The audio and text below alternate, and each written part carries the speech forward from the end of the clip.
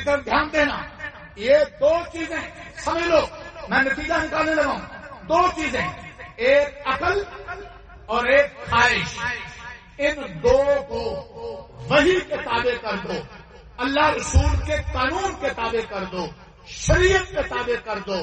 یہ ہے ایمان والی زندگی. صحابہ رضوان اللہ اجمعین نے یہ زندگی گزاری.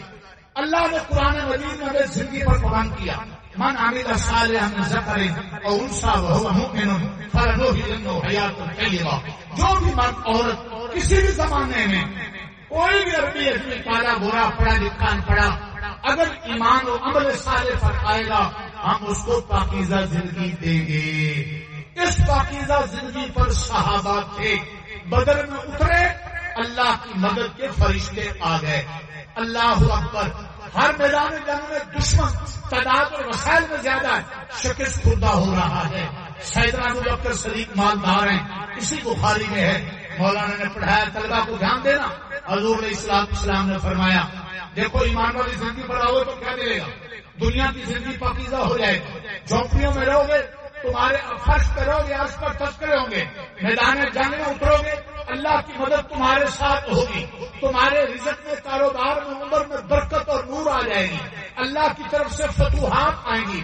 اللہ کی طرف سے سکون قلب ملے گا. من یتق اللہ یجعل له من امرہ یسرا. اللہ تمہارے سارے کام آسان کر دے گا.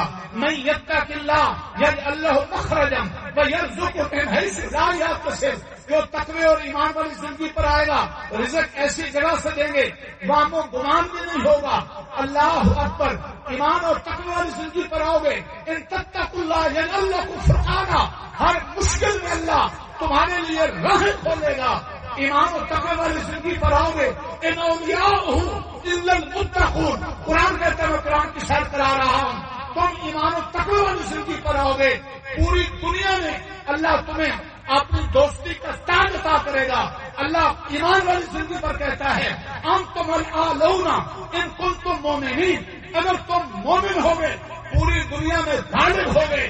آج اگر مسلمان مغلوب ہے، امت کی بیٹی عافیہ اور انسان نماد گریدوں کے تشدد کا شکار ہے، پکڑ کر قلعوں میں دی.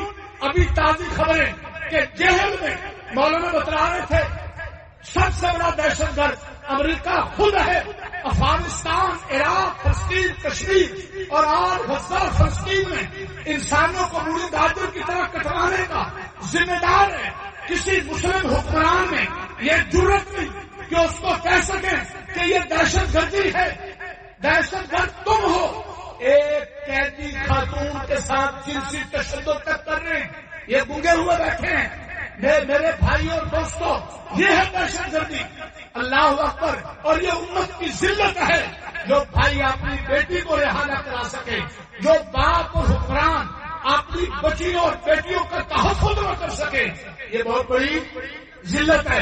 اور اللہ قرآن میں کہتا ہے انتم الاعلون ان کنتم مومنین.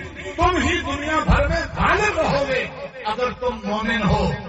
معلوم ہوتا ہے اجتماعی طور پر امت مسلمہ ایمان والی زندگی پر نہیں ہے.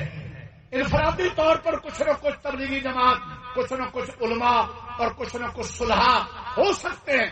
اجتماعی طور پر جب تک ہم ایمان والی زندگی پر نہیں آئیں گے، اجتماعی فتح اور مدد کے فیصلے اور غیبی مدد کے وہ ہمیں نہیں ملیں گے. وہی قرآن، وہی حدیث جس پر بدر والوں نے عمل کیا، اللہ نے فتح کے فرشتے مدد کے لیے اتار لیے. میں مثال دینا چاہتا ہوں، دھیان دینا. سیدنا ابوبکر صدیق مالدار ہیں، عرب کے شہزادے ہیں. حضور علیہ السلام فرمانے لگے کسی دروازے سے، مفتی صاحب کسی دروازے سے روزے دار جائیں گے، کسی سے ذکر والے جائیں گے، جنت کے 8 دروازوں کا تذکرہ. حضرت ابوبکر صدیق نے پوچھا یا رسول اللہ کوئی ایسا بھی ہوگا جس کو جنت کے 8 دروازوں سے استقبال ملے گا؟ بخاری کی حدیث سے حضور نے فرمایا اے میرے ابوبکر میں امید کرتا ہوں وہ تم ہو. اور قرآن اور حدیث میں جب عصا کا لفظ آ جائے تو وہ یقین کے معنی میں ہوتا ہے. کس کے معنی میں؟ اب معنی یہ ہے یقیناً اے ابوبکر تم وہ ہو کہ جس کا جنت کے 8 دروازوں سے استقبال ہو. میں ایک مثال دے رہا ہوں، یہ حضرت ابوبکر ہیں. آؤ ایک غریب کی مثال سن لو. حضرت بلال حبشہ کے بکتے بکاتے غلام، شکل کے ساتھ سیاہ فام، بخاری کی حدیث ہے، جن طلبہ نے بخاری پڑھی ہے انہیں بار بار یہ حدیث آئی، حضور علیہ السلام نے فرمایا اے بلال تم کون سا عمل کرتے ہو، تمہارے جوتے کی آواز جنت میں نے اپنے سے آگے سنی۔ کیا مانا؟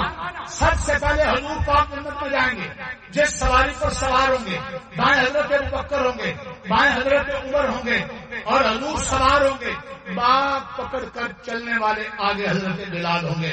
سب سے پہلا قدم جنت میں حبشہ کے بکتے بکاتے سیافام ایک غلام غریب بلال کا پڑے گا، اس لیے کہ اس نے نبی اکرم صلی اللہ علیہ وسلم کی غلامی اختیار کی۔